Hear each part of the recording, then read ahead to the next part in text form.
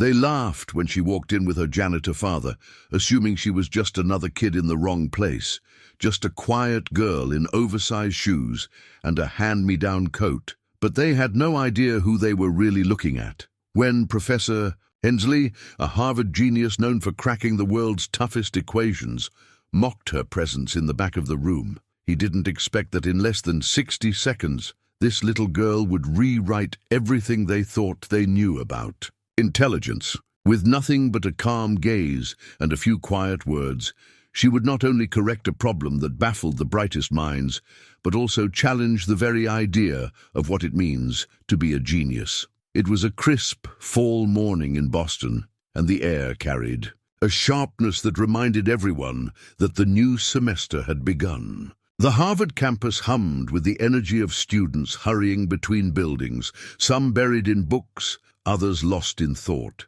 The iconic lecture halls loomed, full of potential and promise. Inside one of these grand halls, a group of Harvard's finest gathered, their eyes expectant, their minds eager. They had come for one man, Professor Walter Hensley. Known for his genius in cognitive science and mathematics, he was a legend at the university. His research had solved some of the world's most intricate problems, and students sat in awe of his every word. Hensley's reputation was unmatched. Today, they were about to hear from him on the latest developments in quantum neural networks, an advanced subject that many students were already struggling to comprehend. The tension in the room was palpable. This was more than just a lecture. It was a masterclass.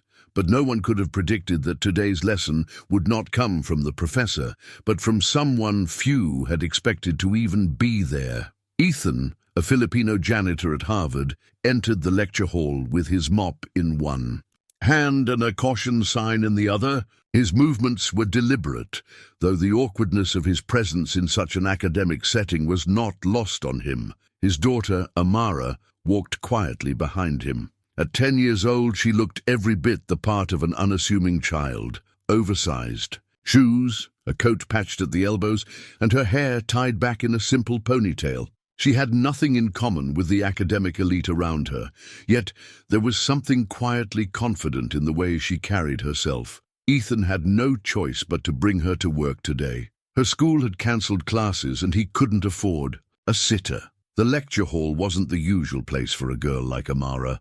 Most would have thought it out of place too, but Amara didn't seem to mind. While Ethan got to work, she settled into a small corner, a notebook in her hands. She wasn't concerned with where she was. Her thoughts were already far beyond that, and despite her clothes and status, she was about to change everything. As Ethan began to clean, his mop swishing across the floor with a quiet rhythm, Professor Hensley turned his attention toward the back of the room where Amara sat. His eyes briefly lingered on her, and a smirk tugged at the corners of his lips.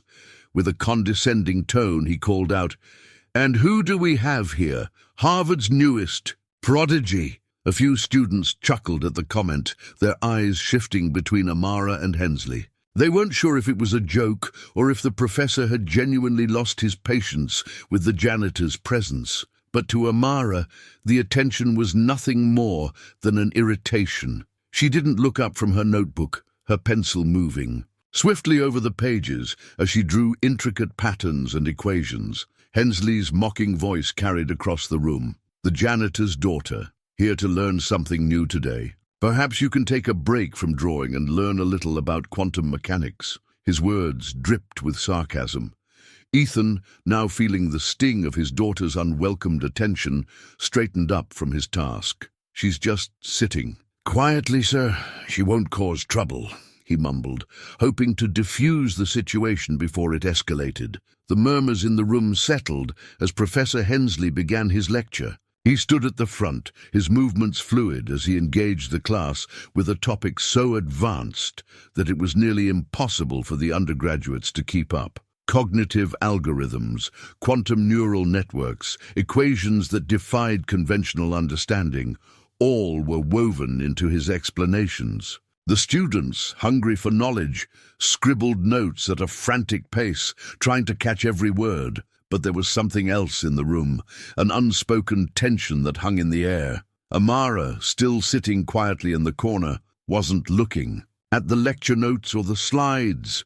Instead, her gaze was fixed on the whiteboard. While the complex formulas and intricate calculations filled the minds of the students with confusion, Amara seemed unfazed. She wasn't just drawing, she was taking it all in. To her, the strings of numbers and symbols on the board were not obstacles but puzzles. Each twist of a formula, each shift in the variables, was another piece of the bigger picture.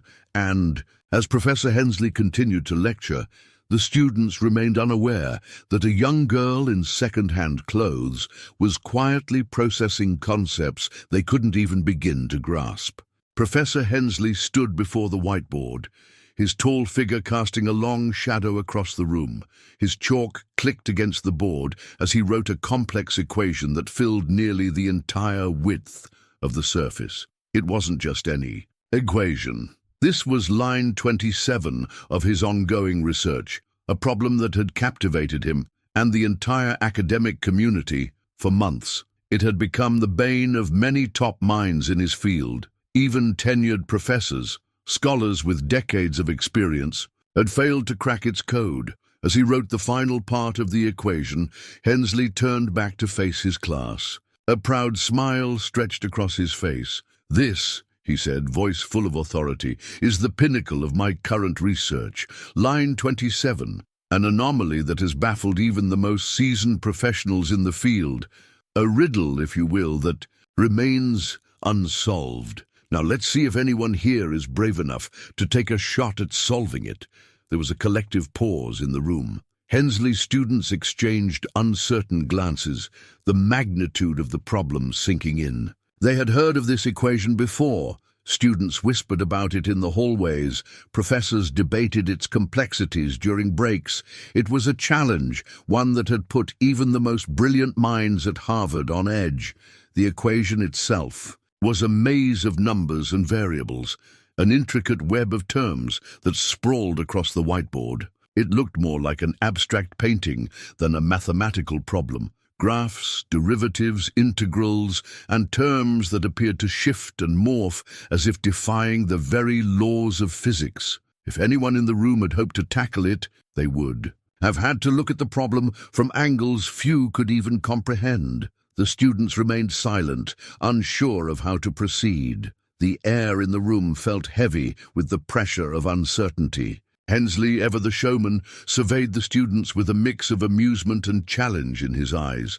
"Come on," he urged, his voice playful but condescending. "I can't be the only one who has a theory." "Anyone?" But the silence hung thick, broken only by the soft scratching of pens as students took notes.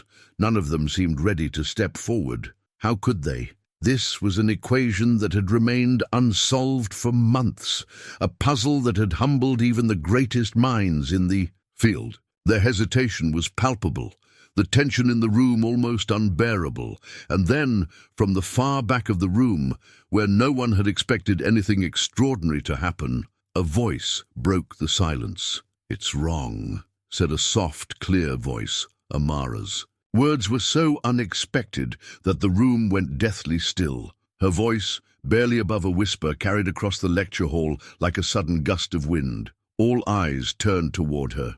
The students, who had been so deeply engrossed in their own thoughts, now focused on the small figure at the back of the room. Amara, sitting cross-legged on the floor, had not looked up from her notebook since she entered. She had been sketching, doodling on the pages with a peaceful focus that no one had thought twice about. But now, her eyes were fixed on the whiteboard. With the same intensity, Hensley, initially startled by the interruption, furrowed his brows in disbelief. "Excuse me?" he asked, his voice a mixture of surprise and condescension. He turned to face the small girl, who, despite her age and her appearance, was holding the attention of everyone in the room. Amara stood up slowly, her expression calm, unbothered by the weight of all the eyes that were now on her.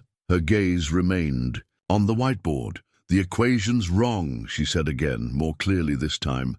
"The coefficient isn't right.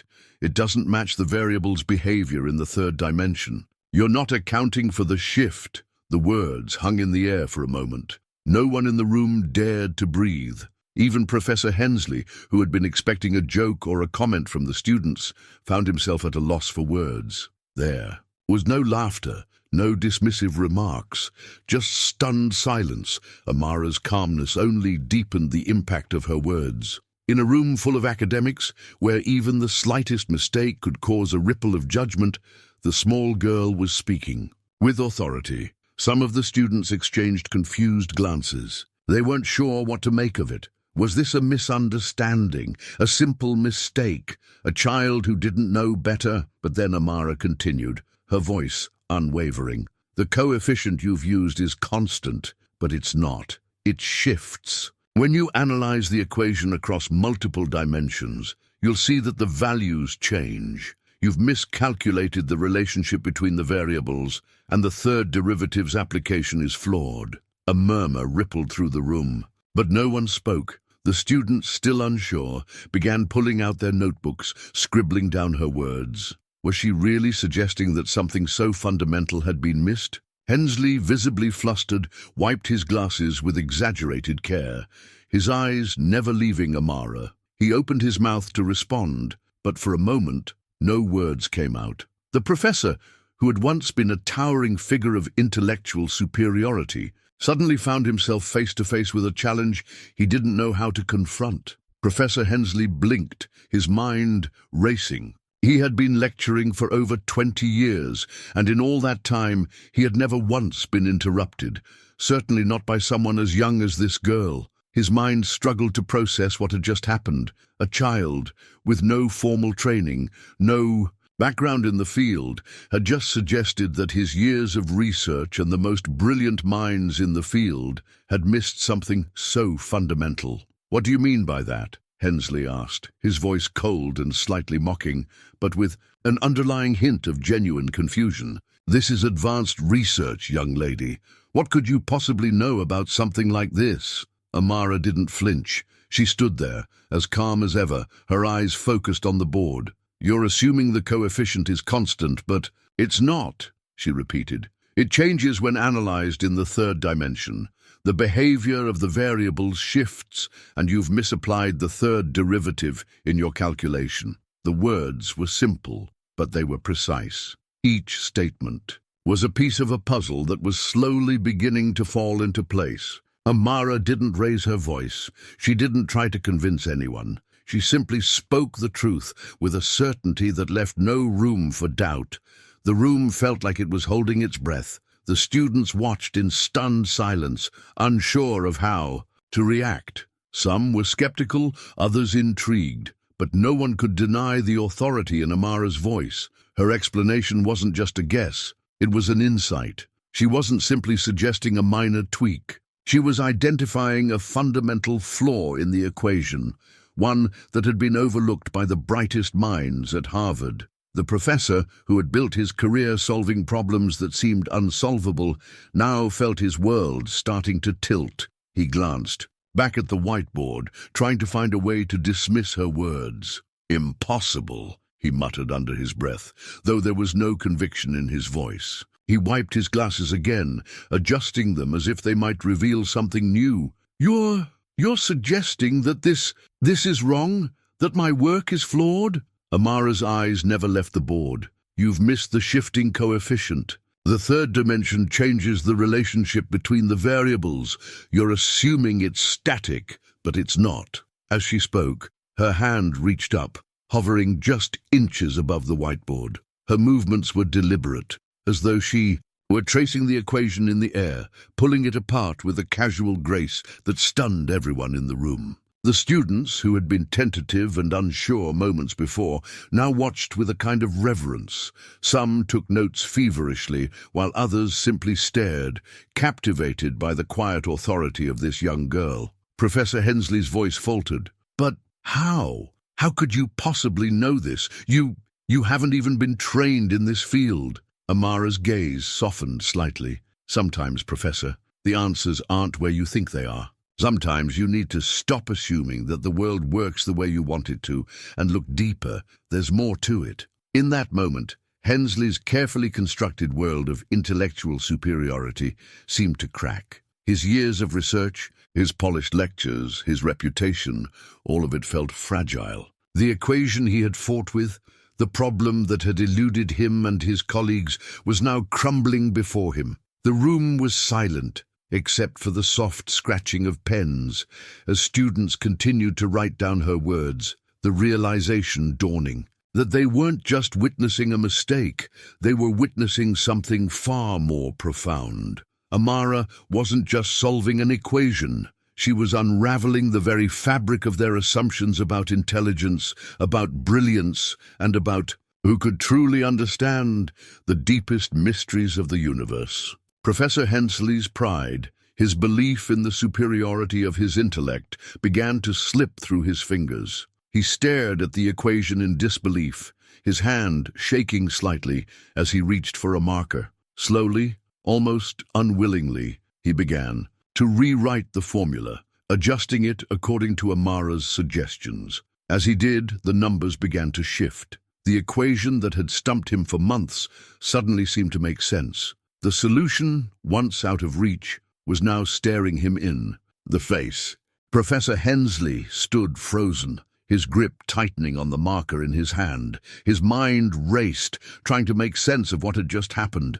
This was impossible. He was a Harvard professor, a man who had dedicated his life to solving problems that no one else could. And yet here, in front of him, a 10-year-old girl was calmly tearing apart his equation with an authority that left him paralyzed. "Impossible," he muttered under his breath, barely audible. He glanced over at Amara again, who stood there, still as ever, unwavering in her confidence. "You don't understand what you're talking about," he said, almost to himself, as if repeating the words would somehow make them true. But in his heart, he knew they weren't. He knew she understood. The pride that had been the bedrock of his career, the pride that had allowed him to dismiss so many others, was now clashing with the undeniable truth that a child, a janitor's daughter, had just pointed out a flaw in the work he had dedicated himself to for months.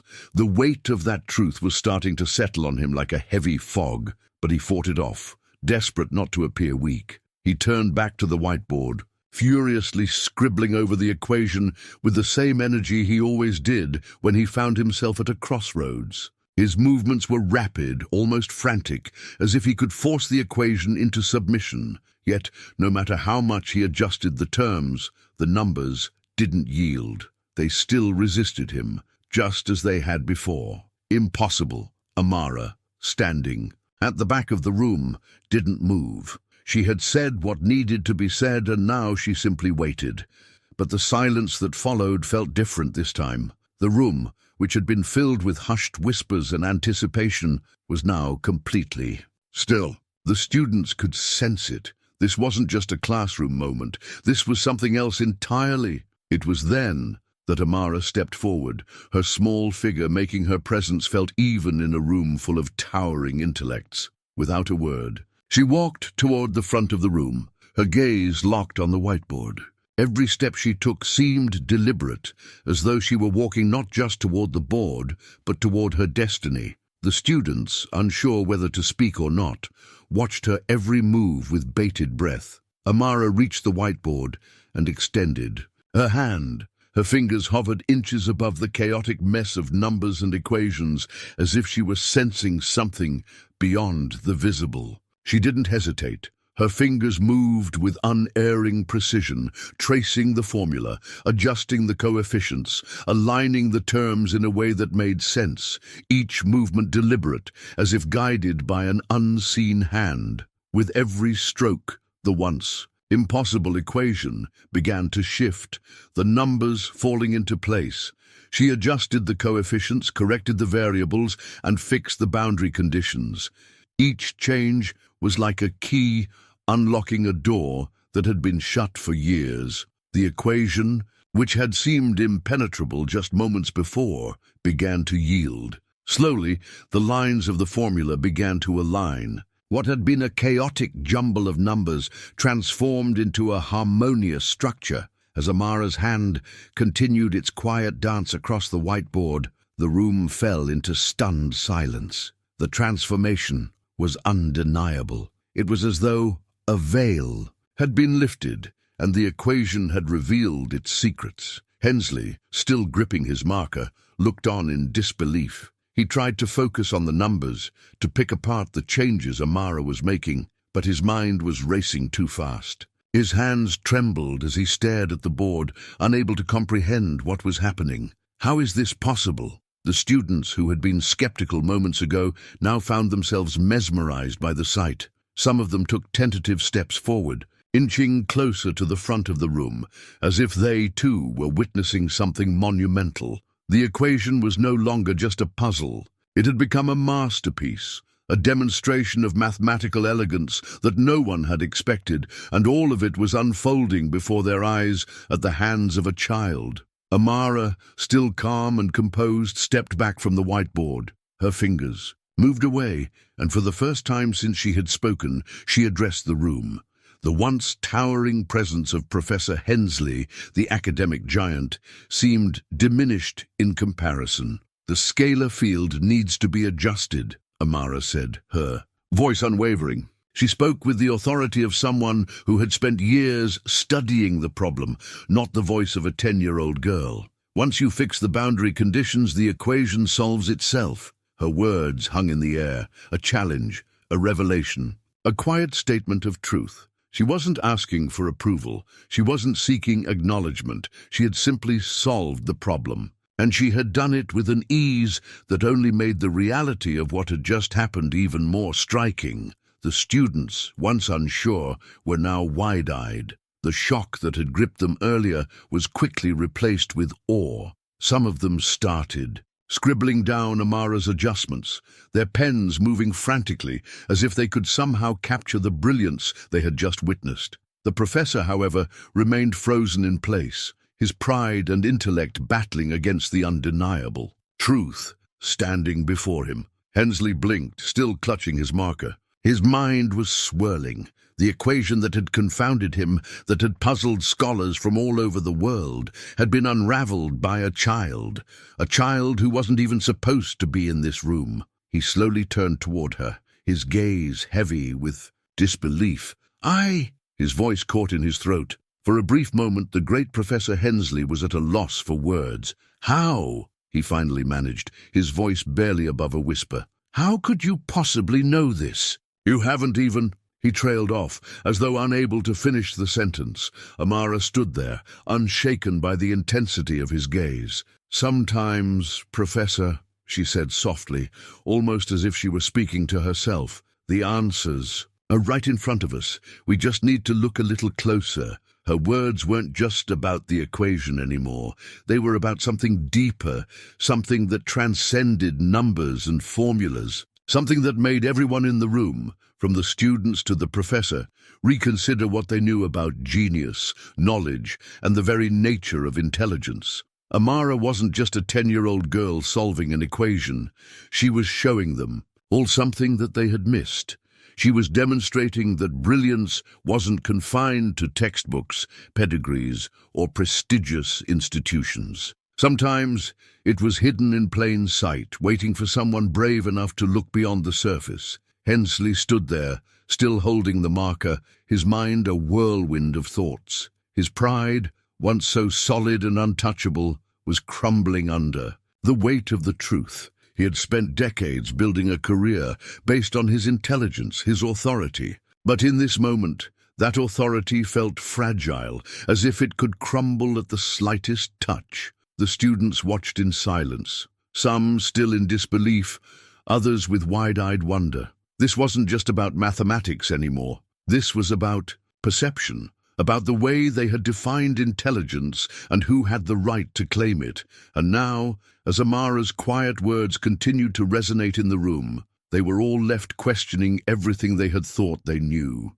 Finally, Hensley placed the marker down with a soft clink, his hand trembling slightly as he did so. He wiped his forehead with the back of his hand, his movements shaky. The once unshakable confidence that had defined him now seemed to fade away. He stared at the equation, now perfectly aligned, the solution staring him in the face. But no, matter how hard he tried, he couldn't deny it anymore. He turned back to Amara, his voice barely audible. "I don't understand," he said, his tone almost apologetic, the weight of his defeat clear in his eyes. "How could you know this?" Amara didn't flinch. She didn't seek his praise or recognition. "Because I looked closer," she replied simply, her voice steady and calm.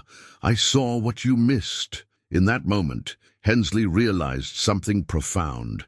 It wasn't just the equation that had been cracked, it was his entire worldview. The very notion that brilliance could only come from certain places, certain backgrounds, was shattered. The girl who had been dismissed, who had been underestimated, had not only solved the equation that had eluded him, but had also proven that true intelligence could emerge from anywhere, even from the most unexpected places. The students who had initially laughed at Amara's presence now found themselves humbled. Their once narrow view of intelligence, of who was allowed to be brilliant, had been completely overturned. And at the heart of that revelation was a young girl who had dared to see the world differently, and in doing so had shown them all that the world was full of untapped potential waiting to be discovered. In that quiet moment, everything changed.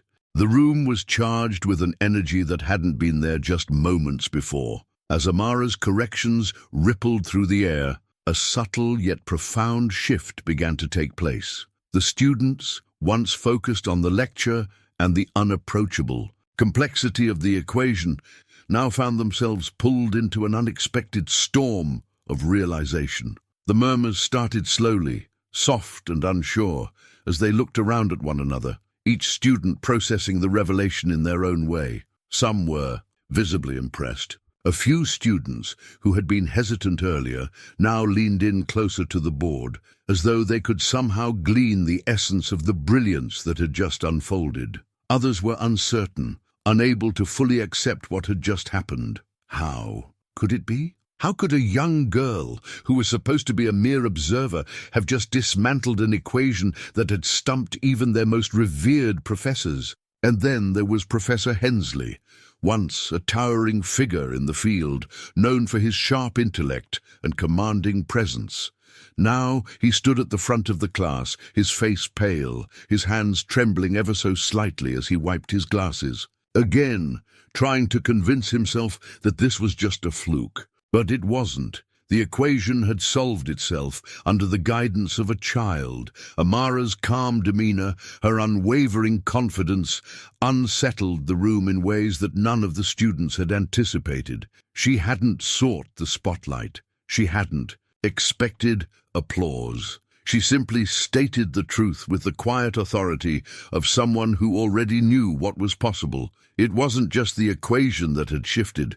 It was the very foundation of their beliefs about genius. No longer could they look at someone's appearance, their background, or their age and make assumptions about their abilities. They had all just been shown the truth. Brilliance was not defined by titles, degrees, or pedigrees. The silence in the room was thick. It was the kind of silence that comes with a fundamental shift in understanding, a moment when everything you thought you knew is called into question. The students were no longer just observers. They were participants in a revelation, one that would change their perception of intellect and potential forever. After what felt like an eternity of silence, Ethan, Amara's father, stood up. He had been standing at the back of the room, watching the exchange with a mix of pride, awe, and disbelief. As the realization of what had just happened washed over him, his face flushed with emotion, a mixture of pride in his daughter and embarrassment. At the attention that was now directed toward them swirled in his chest. He had never expected anything like this. He had always known that Amara was different, that she saw the world in ways others couldn't, but to witness her unravel something so complex, something that had stumped some of the smartest minds at Harvard, left him speechless. Ethan's voice was shaky when he finally spoke. "She's my daughter," he said softly, his words trembling as they left his mouth. His gaze swept across the students, some still staring in stunned silence, others beginning to absorb the gravity of the situation. I'm sorry if she caused any trouble. She didn't mean to interrupt." Amara, standing quietly beside him, didn't seem to notice the attention. Her mind was already on the next problem, the next challenge. She didn't care for recognition or applause. She didn't need it. She was there to learn, to discover, to find solutions. The praise, the attention, it was all secondary. What mattered was the pursuit of knowledge. Ethan looked at her, his heart swelling with pride. He had raised her alone, and in this moment, he saw the culmination of years of nurturing her curiosity, of giving her the space to be herself, to explore and learn in ways that no one else could understand. His daughter had just changed the course of the day, perhaps even the course of their lives, but as proud as he was, he also felt a deep sense of vulnerability. He had never wanted Amara to be a spectacle. He had always tried to keep her grounded, to protect her from the harsh judgments of the world. And now, in this moment, he was unsure how to navigate the shift in perception. Professor Hensley, still holding his glasses in one hand, stood silently at the front of the room. His mind was still reeling from the shock of what had just happened. The equation that had been his obsession for months, years perhaps, had been solved in mere minutes by a child who had no formal education, no academic credentials, a child who had been mocked only moments before. He tried to digest the situation, but his mind refused to reconcile the two realities. He had spent decades building a career based on his brilliance, solving problems that others couldn't even begin to comprehend. And now here was a 10-year-old girl who had just proved that his understanding of the problem was fundamentally flawed. Hensley's arrogance, once so secure, began to dissolve in the face of this undeniable truth. He turned slowly to Amara, his voice softer than it had ever been. The pride that had once fueled his every word, his every move, was now replaced with a genuine humility that was foreign to him. I underestimated you, he said, the words coming out slow, as if he were testing them for the first time. The room fell silent again. His admission hung in the air, as though it was a fragile confession, a vulnerable acknowledgement of his own limitations. For a man like Hensley, known for his brilliance and reputation, to admit such a thing was unheard of. And yet, here he was, standing before a 10-year-old girl, humbled beyond measure. Amara, her gaze still fixed on the whiteboard, didn't react to the apology. She didn't need it. She had already solved the equation. She had already proven her point, and in a way, her silence spoke louder than any words of recognition could have. "The answers are always there," she said softly, her voice steady and clear. "You just have to know where to look." It was a simple statement, yet it carried the weight of a lifetime's worth of wisdom. She wasn't just talking about the equation. She was talking about the world, about how people often overlook the most obvious solutions because they are too caught up in their own assumptions, their own biases. Hensley, who had spent years believing that intelligence was something to be earned, something only a select few could possess, now saw the flaw in his thinking. It wasn't about titles or degrees. It wasn't about where you came from or how many prestigious institutions you had attended.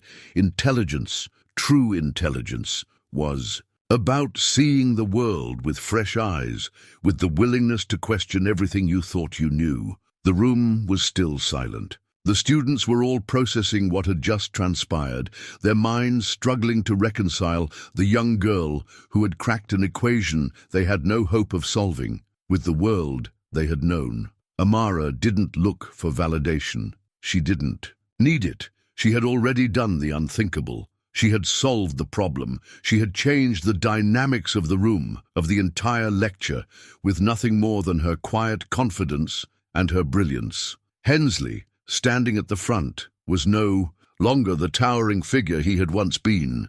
He had been broken down, not by a defeat in his research, but by his own realization that intellect and insight could come from places he had never considered. For a long moment, there was only the sound of soft breathing, the rustle of notebooks. As students took notes, still trying to process everything, finally Hensley spoke again, his voice calm, yet full of a reverence that had not been there before. "You've shown us something today, Amara," he said. Not just about mathematics, but about the way we look at the world.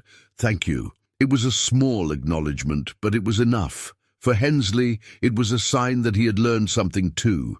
He had been forced to confront his own limitations, to recognize that the world was far more complex than he had ever imagined, and that perhaps the most important lesson was not solving the problem, but being open enough to accept when you had missed something. As the class slowly came to a close, the students began to shuffle out of the room. Some remained, still talking quietly, while others gathered their belongings, exchanging glances. The normal flow of the class had been completely disrupted, and no one would leave that day unchanged. Ethan and Amara gathered their things and made their way to the door. Ethan's chest swelled with pride, but there was no need to say anything. Amara had already proven everything that needed to be proven. As they stepped out into the hall, the weight of the moment lingered in the air. The world had just seen what Ethan had always known. Amara was destined for greatness, and now the rest of the world would have to reckon with the fact that intelligence wasn't about background or status. It was about what you saw when you looked at the world, and how willing you were to find the answers that were always there. Amara smiled to herself as they walked down the hall. There was more to do, more to learn, more problems to solve. But in that moment, she knew that this was just the beginning. In the weeks following Amara's remarkable demonstration at Harvard, the academic world was abuzz. Word of the young girl who had solved an equation that had baffled the brightest minds in the field spread like wildfire. It wasn't just the students at Harvard who were talking. Researchers from across the world began to take notice. Soon, the media caught wind of the event. Headlines shouted, "10-year-old girl cracks unsolvable equation at Harvard," and "Harvard's youngest prodigy alters the course of academia." Amara, once a quiet child from a humble background, was now a sensation. News outlets clamored for interviews, professors sought to connect with her, and students from other universities looked to her as a symbol of brilliance. The university, in particular, was eager to capitalize on the extraordinary talent they had just discovered. The Harvard administration extended a formal offer to Amara, inviting her to join their academic programs. Despite her age, they recognized that she wasn't just another child prodigy. She was a once-in-a-generation mind, and they didn't want to let her slip away. They offered her a scholarship to continue her education at the university, along with special accommodations to help her transition into advanced studies. Harvard, the institution that had once looked down on her as the janitor's daughter, was now extending its prestigious doors to her. Professor Hensley, still reeling from the events in the lecture hall, was among those who felt the shift. His view of Amara had gone from skeptical amusement to complete awe. He recognized that she was no ordinary talent. She was someone who could change the future of academia. With a mixture of admiration and reluctance, he offered to mentor her personally. It was a rare offer, one reserved for those he believed had the potential to shape the world. The very same Hensley who had once mocked her now stood before her, humbled, offering his guidance. But as the weight of the world seemed to fall on Amara's shoulders, a part of her began to feel uncertain. The academic world was eager to crown her the next great mind. But was that what she wanted? Was it the recognition she sought, or was there something deeper driving her? Amara's transition into Harvard was anything but easy. While she was greeted with admiration, the pressure to live up to the expectations of her newfound fame quickly mounted. Every professor she met, every student who sought her out, saw her as the youngest genius to ever walk the halls of the university. Everywhere she went, whispers followed her. "There's Amara, the prodigy. She's the one who solved Hensley's equation." At first, Amara felt flattered. It was hard not to be swept up in the attention, the praise and the recognition. For someone who had spent much of her life unnoticed, it was intoxicating to finally be seen. But the praise quickly became suffocating. Every lecture, every equation she approached came with the weight of expectation. People weren't just interested in her ability to learn. They wanted results. They wanted brilliance. Amara soon found herself questioning why she was really there. Was she studying at Harvard because of her love for mathematics? Or was it simply to prove everyone else right? She had never been one to care much about the opinions of others, but now, with the world watching, she began to feel the heavy burden of their expectations. At times, Amara felt like she was performing rather than learning. Her every move, every answer she gave, was scrutinized. The very thing she loved, the joy of discovery, seemed to have been replaced by the need to meet the world's demands. She found herself losing the spark she once had. The joy of solving a complex problem, of exploring new concepts, began to feel more like a test she had to pass. And with every new achievement came the fear that the next mistake would cause the world to turn on her. Amara spent many sleepless nights wrestling with these questions. She tried to focus on her studies, tried to drown out the pressure, but the more she tried, the more it felt like the weight of everyone's expectations was sinking her deeper. One day, after a particularly overwhelming class, Amara found herself standing outside Hensley's office, staring at the door. She had always admired him for his intellect, but now she was unsure of her own place in the world. Hesitantly, she knocked. Hensley, who had been expecting her, greeted her warmly. "Come in, Amara. What's on your mind?" She hesitated at first, but then took a deep breath. "Professor, I don't know if I'm doing this for the right reasons anymore. Everyone keeps saying I'm a prodigy, that I'm going to change the world, but I don't know if that's what I want. I don't know if I'm doing this because I love it, or because I have to." Hensley listened carefully, his face serious but understanding. He gestured for her to sit. "You're not alone in feeling that way," he said gently. "I've spent my whole life chasing recognition. I've spent years building a career based on what others expected from me. But let me tell you something. I've learned over the years, real genius isn't about meeting others' expectations. It's about the joy of discovery, the thrill of solving problems for yourself." Amara looked down at her hands, feeling the weight of his words. "But how do I know if I'm doing it for the right reasons? How do I know if I'm chasing the right path?" Hensley smiled faintly. "The truth is, Amara, you might never have all the answers, but what I can tell you is this: do it for you. Do it because you love the process, not the outcome. You don't owe the world anything.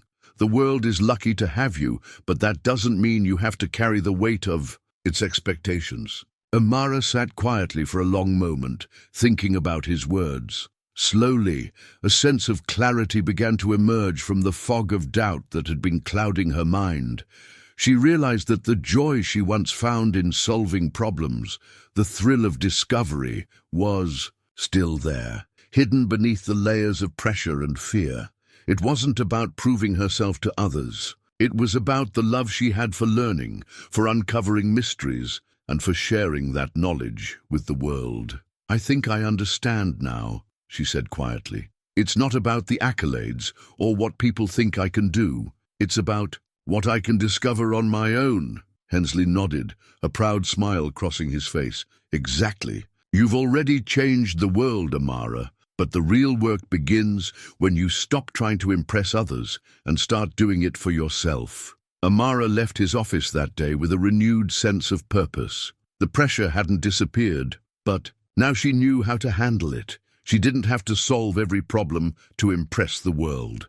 She just needed to follow her passion and let that guide her. As the weeks passed, Amara slowly began to reframe her journey. She still felt the weight of expectations, but she no longer let them define her path. She threw herself back into her studies, but this time it wasn't about living up to anyone's vision of her. It was about rediscovering the joy of learning. She still faced challenges.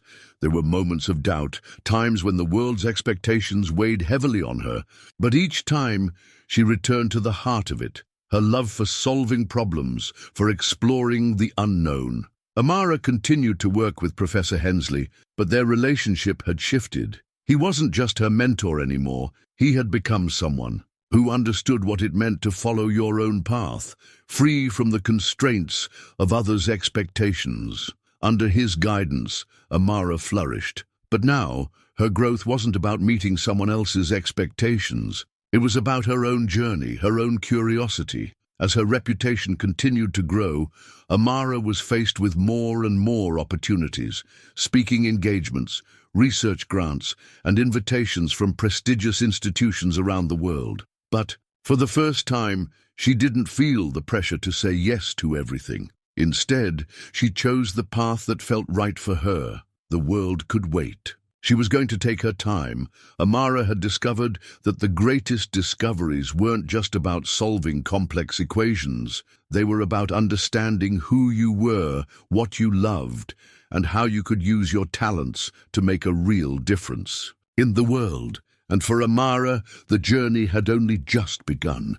Amara continued to push the boundaries of mathematics, breaking new ground with every equation she solved. What had begun as a remarkable moment of discovery, the moment when she cracked Professor Hensley's infamous equation, had turned into a lifelong journey of exploration, one where the world was forced to recalibrate its definition of genius. But Amara wasn't just solving equations for the sake of recognition or fame. She had long since shed the pressures of living up to others' expectations, instead immersing herself in the process of learning. She had become a true innovator, her mind working with such brilliance that it was no longer her age that stood out. It was her mind, her ability to connect disparate ideas in ways no one else could. Her groundbreaking work wasn't confined to any one area of mathematics. She explored theoretical frameworks that had been overlooked by seasoned academics, bridged gaps between fields that seemed entirely unrelated, and presented new theories that caused established ideas to come under scrutiny. It was in this space of innovation that Amara truly began to thrive. She wasn't just solving problems. She was finding new ways to ask questions, new ways to think about the world, and most importantly, new ways to think about the limits of knowledge itself. Hensley, who had once doubted her, who had mocked her for her naive understanding of complex equations, became one of her most ardent supporters. He had watched, almost in disbelief at times, as Amara's intellect surpassed even his own expectations. He had never imagined that his once humble student, who had caught him off guard in that lecture hall, would soon be the person he turned to for new insights, the one who redefined what it meant to approach mathematics with a pure heart of curiosity. In many ways, Hensley's role had evolved from mentor to student. He began to understand that his own narrow views of intelligence, his reliance on tradition, and old methods had limited his potential for growth. Amara's boldness, her willingness to break from convention and embrace uncertainty, reminded him of the importance of looking at problems through fresh eyes. But while Amara's intellectual growth was astonishing, her personal growth was just as remarkable. The pressure to perform, to be the prodigy that the world expected, had always hung over her, threatening to overshadow her passion for mathematics. But over the years, she learned how to balance her fame with her own need for personal space, introspection, and self-discovery. She sought out friendships,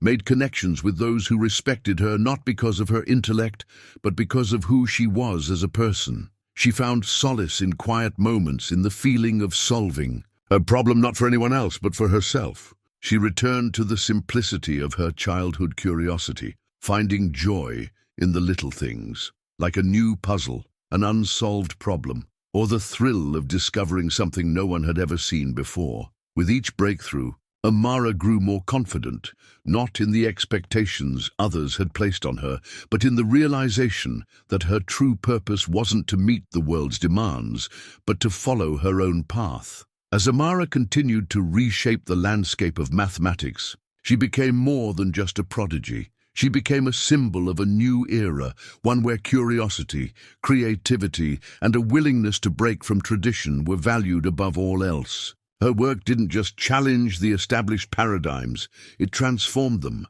In her wake, the academic world began to reconsider the nature of intelligence, the paths through which it could be nurtured, and the value of perspectives that hadn't yet been explored. Her name became synonymous with innovation. Universities around the world invited her to speak, not just about her discoveries, but about her process, her way of approaching problems and viewing the world. Her academic papers were read by both seasoned professors and eager students, each of them hoping to catch a glimpse of the brilliance that had allowed her to make such profound strides in the field of mathematics. But Amara never sought fame or recognition. She understood that her work was important, but she also understood that it wasn't the work itself that mattered. It was the drive behind it. It was her curiosity, her refusal to accept the status quo that had led her to make such a significant impact. The mathematical discoveries she made were profound, but the way she approached her craft was perhaps even more important. She reminded the academic world that true genius wasn't about following in the footsteps of giants. It was about finding your own path, no matter how unconventional that path might be. Amara's legacy wasn't just in the equations she solved or the problems she cracked. It was in her approach to knowledge itself, her relentless curiosity, her willingness to ask questions that no one had thought to ask, and her ability to see connections that others missed. She taught the world that intelligence wasn't about having the right answers, it was about having the right questions. It was about approaching the unknown with a sense of wonder, not fear. In the end, Amara Winters reshaped the academic world, not just with her discoveries, but with her profound understanding of curiosity, humility, and the value of perspective. She became a living testament to the idea that the mind doesn't need to fit into preconceived molds to be brilliant. True genius could come from anywhere, from a child with no formal education to a seasoned professor. Her journey proved that genius wasn't defined by age or title. It was defined by one's willingness to question the world, to seek out the unknown, and to do so with humility and an open heart. Amara's legacy was cemented, not because she had achieved more than anyone ever thought possible, but because she had dared to be herself in a world that often demanded conformity. Her story wasn't about being the youngest or the smartest. It was about being true to her passion, her process, and her unique way of seeing the world. As she continued her work, her legacy became intertwined with the new generation of students who followed in her footsteps.